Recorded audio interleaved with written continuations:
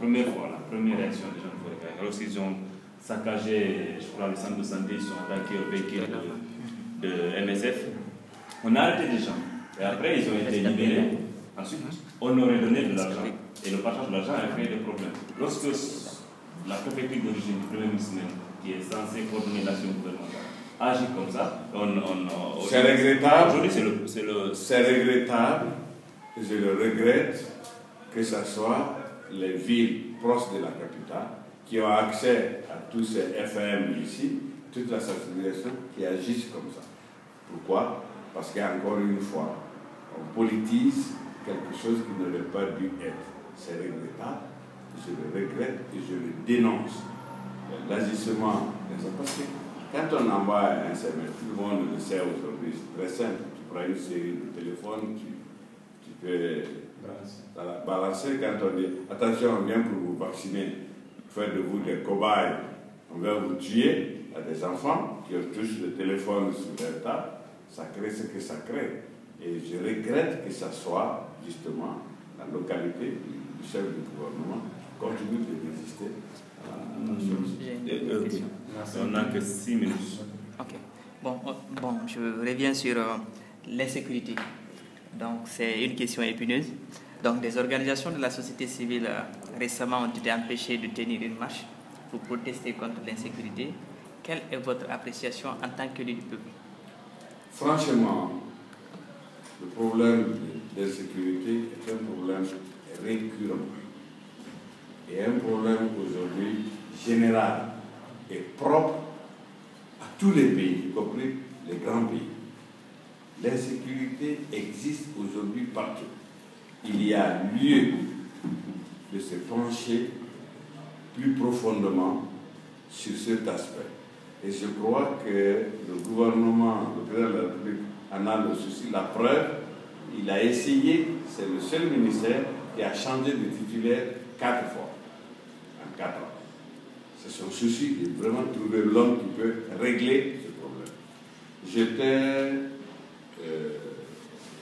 le mois dernier aux États-Unis, quand les différentes localités, vous avez dû apprendre l'assassinat du fils de mon ami Cheikh Touré du transport. C'est un garçon qui devrait déménager chez moi, qui a été assassiné juste à la veille de son voyage. Un garçon brillant de 26 ans. Il était à Columbus, il devrait venir chez moi à Atlanta. À Columbus, c'est vraiment une petite localité. Mais il était la 88e victime de cette petite ville. Et le commissionnaire de la police, c'est-à-dire que le préfet de police dans le système français de New York, s'est félicité de n'avoir eu que 347 homicides dans l'année. J'étais très félicité. Alors, quand on vit dans un environnement de pauvreté, généralisé comme nos pays de la sous-région, dans un environnement post-guerre civile, Sierra Leone, Libéria, Guinée-Bissau, Mali en cours, Côte d'Ivoire, etc., etc., le problème de sécurité devient un problème, pas national seulement, mais un problème qui va être traité carrément sur le plan sous-régional. Et la sécurité coûte extrêmement cher. On ne pourra pas mettre un gendarme derrière chaque citoyen. Et les criminels sont des citoyens aussi. Les criminels sont parmi nous. Les criminels, c'est souvent les plus proches qui donnent nos informations. Diaoune est un ami. C'est lui qui gérait l'argent au PNUD. C'est lui qui était en contact avec ces ONG, etc., etc. Et j'avoue que c'est un véritable casse-tête. Nous ne sommes pas fiers des résultats. Une armée qui était ce qu'elle était, malgré les réformes.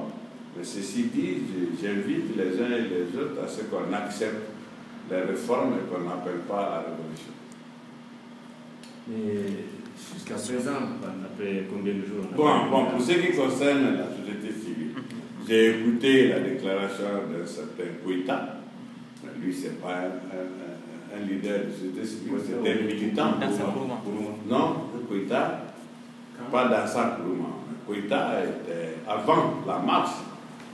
Que la société civile s'inquiète du problème de sécurité, franchement c'est normal. Mais que cette société civile veuille adresser un mémorandum à l'Assemblée nationale, c'est tout à fait normal. Veuille adresser un mémorandum au Premier ministre, c'est tout à fait normal. Mais vous ne choisissez pas un jour ouvrable, un jour de conseil des ministres, et vous dites, vous venez à l'Assemblée en intercession, vous allez partir à la primature, vous ne quitterez que si le Premier ministre en personne vienne prendre votre mémo. La primature est une institution. La société civile est une institution. Ce n'est pas dans sa courant qui a affaire à Saïd. Que la société civile, une des organisations de la société civile veuille remettre un mémo, c'est la chose la plus normale. Mais je n'ai pas apprécié la méthode et on ne peut pas accepter au nom d'une masse qu'on crée d'autres insécurités. Ça peut mal se terminer. Imaginez-vous que, comme ils ont dit, ce seraient des milliers de personnes, qu'on mette des milliers de personnes sur l'axe palais du peuple, primature.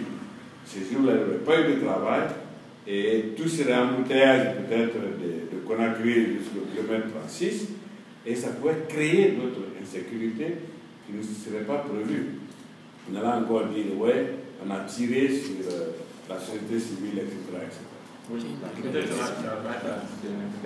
c'est le cas Mouktarba, le correspondant de VRFI qui aujourd'hui est en difficulté parce que l'État n'a pas livré son application. Quel est votre sentiment par rapport à ça? Parce qu'on a comme l'impression aujourd'hui que l'État est en train d'amener RFI à supprimer l'emploi de Mouktarba qui est un Guinéen et peut-être employer un Français ou un Togolais à la place de Mouktarba. Pourquoi on n'en connaît pas? Il est représentant de RFI, non? Oui. Mais s'il ne doit pas reporter que des nouvelles, que les reporter du Sénégal, que les reporter de la Côte d'Ivoire. Mais ça, c'est aussi la souveraineté de ce qui décide. C'est ça le pouvoir discrétionnaire. J'assume, j'analyse, j'assume et je prends mes responsabilités. Mouktarba est un militant. Il n'est pas que reporter. C'est un militant qui honteusement falsifie les événements et les interprète selon son angle politique. Il n'y a pas de secret dans cela, c'est un militant. De quel bord politique? De l'opposition. Et pourtant, il a été avec la FA aussi, en ce temps. Encore une raison, peut-être qu'il s'est négri. Il ne peut pas avoir ceci comme reporter. Honorable, récemment, on a besoin d'un neutre, d'un professionnel. Donc, vous êtes d'accord avec cette non-application? Je l'aurais renvoyé à longtemps, en tant que reporter, pas en tant que Guinéen.